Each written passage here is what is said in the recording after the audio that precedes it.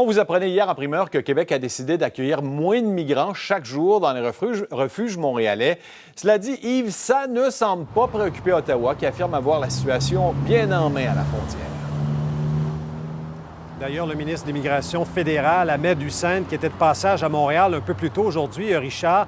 Pourquoi? Parce qu'il y avait une cérémonie pour ces nouveaux citoyens canadiens. Le ministre était là pour les rencontrer en personne. Mais cela dit, j'en ai profité pour le faire réagir à notre reportage d'hier soir. Vous apprenez que le gouvernement du Québec a fixé effectivement une limite de 60 migrants par jour qui sont hébergés au quotidien à Montréal. Vous savez, là-bas, à la colle, ceux qui franchissent le chemin Roxham pour venir s'établir ici au pays, ou du moins espèrent s'établir, sont logés, donc, entre-temps, temporairement, dans des roulottes là-bas que le fédéral a installées.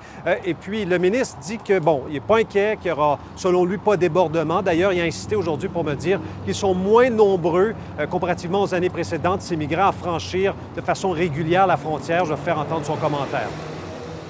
We have a plan, and our national operations plan was developed to be region-specific and to deal with any changes in fluctuations. But I can assure you and your viewers that the numbers have decreased dramatically compared to last year.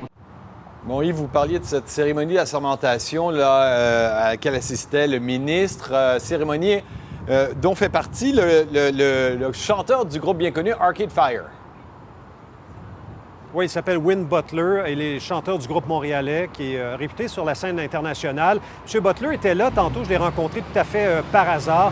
Il est originaire de Houston, au Texas. Voilà maintenant qu'il est officiellement canadien. On l'écoute.